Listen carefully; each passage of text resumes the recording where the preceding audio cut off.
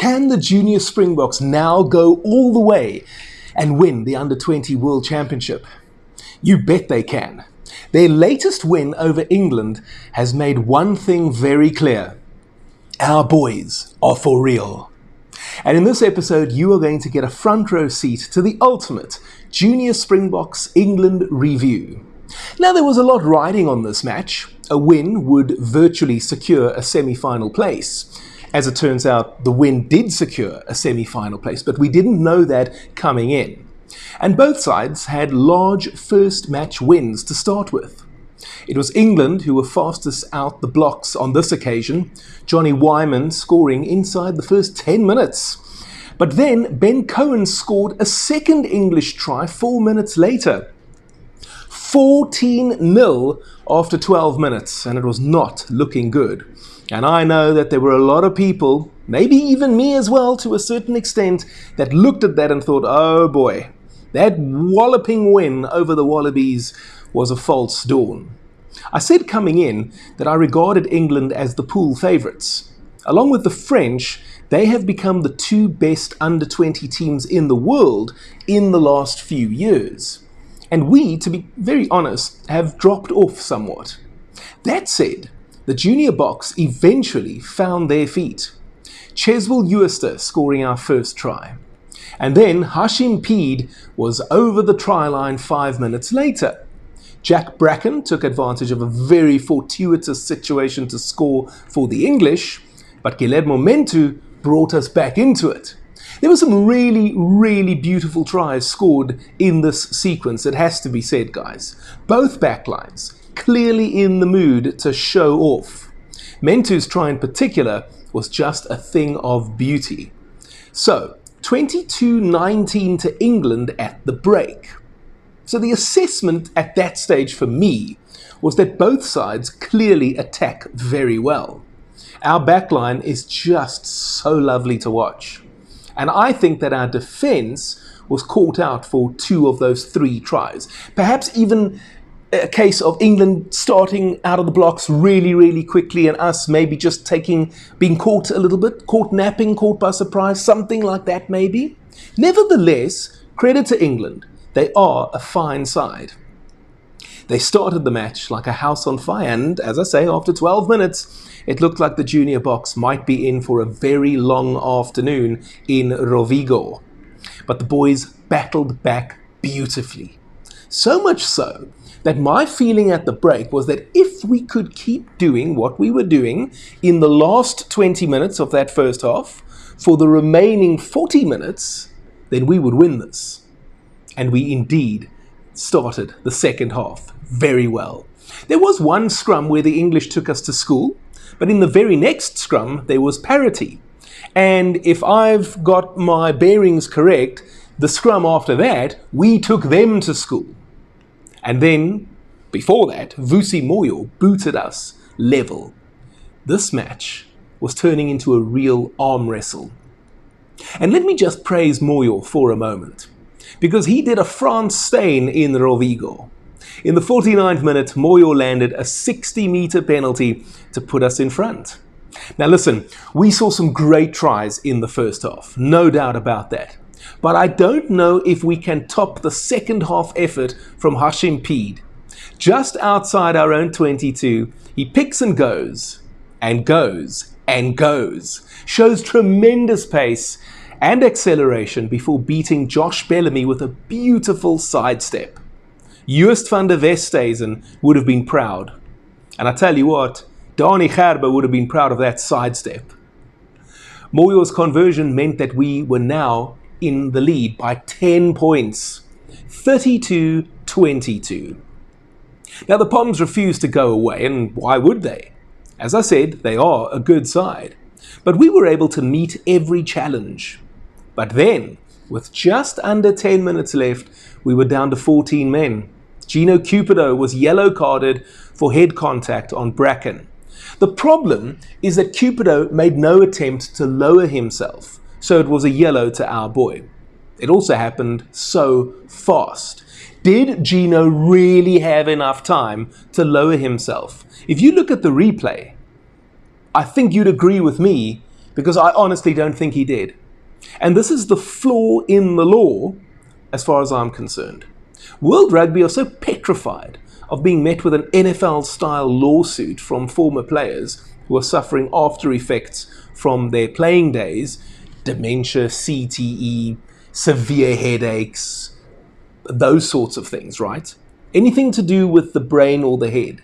But the fact of the matter is that this is a rough and tough sport.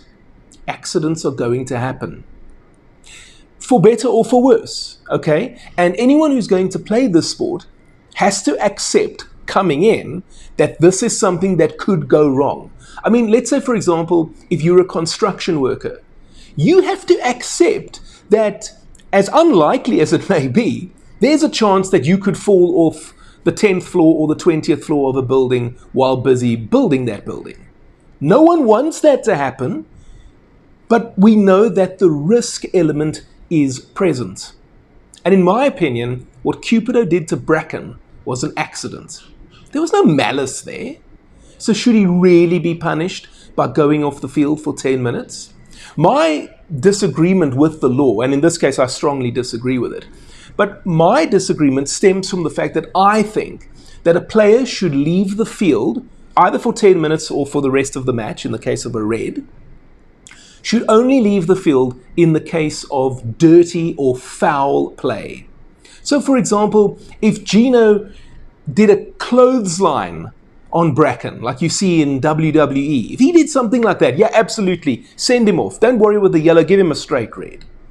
But in this case, you can clearly see that Bracken and Gino, the moment that Gino commits to the tackle, Bracken is almost already right there. There isn't time for him to lower himself. So what must he do?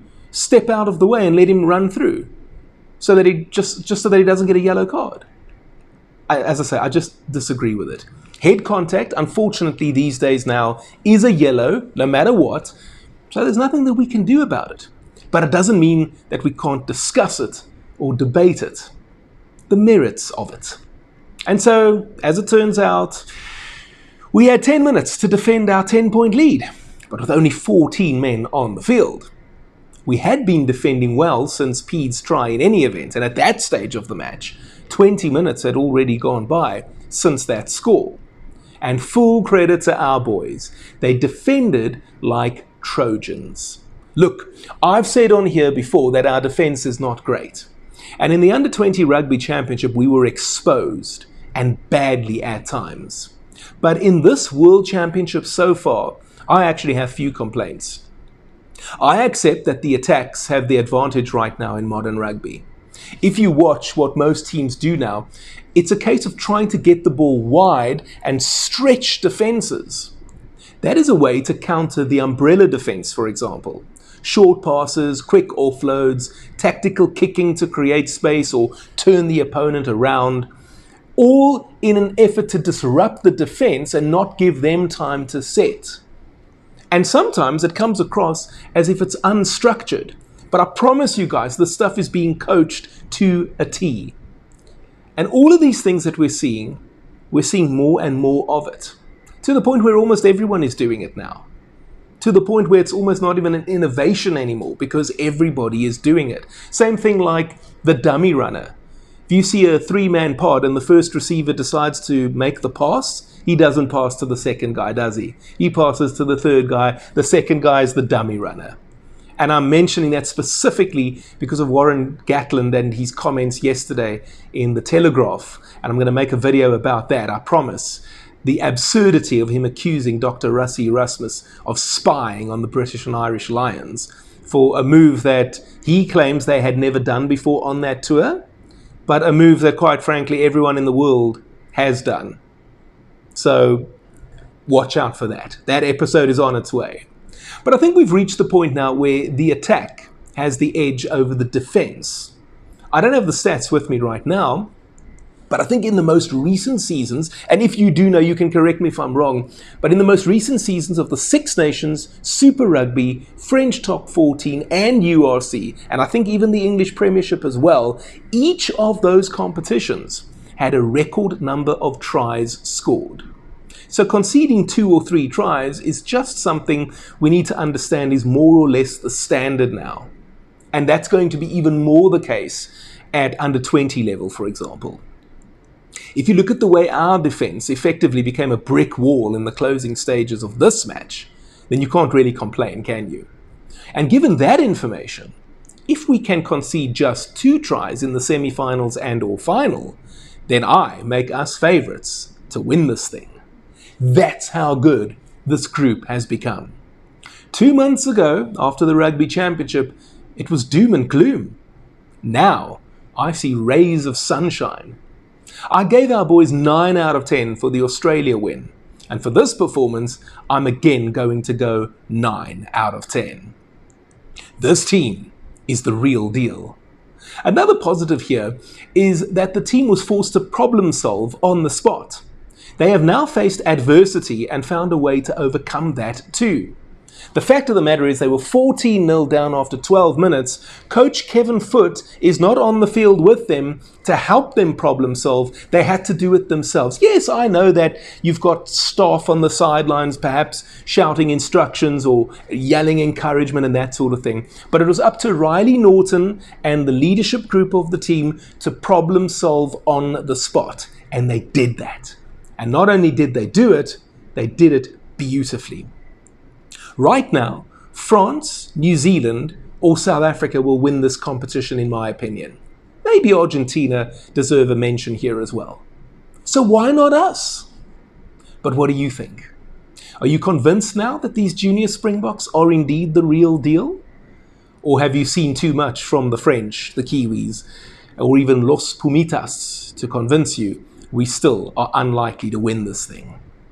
Let me know in the comment section down below. And while you're down there, why not help me out with a super thanks? That's the heart button with the $ inside of it. You'll be able to make a highlighted comment. I'll hit the love button on your highlighted comment, and I promise to reply too.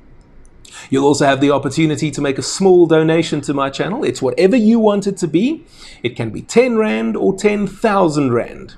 The reason I'm asking for your help is because I would love to do this full time.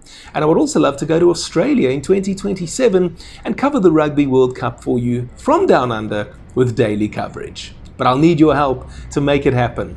Whatever you are willing to contribute, I'll be very, very grateful. And if you used to work at Eskom and you got a lacquer payout, then I'm counting on you to do the right thing. If you're not yet ready to support me in that manner, you can also just spear tackle the like button, and you can also subscribe to the channel if you haven't already done so. Now, I did mention that Vusi Moyo did a France stain against the English in this most recent Under-20 World Championship match, that 60-meter boot. Brilliant stuff. And well, you know what? As it turns out, I actually did an exclusive interview with Frans Steyn, who helped the Springboks win a Rugby World Cup on 2 occasions. He also helped us win the Rugby Championship on 2 occasions as well.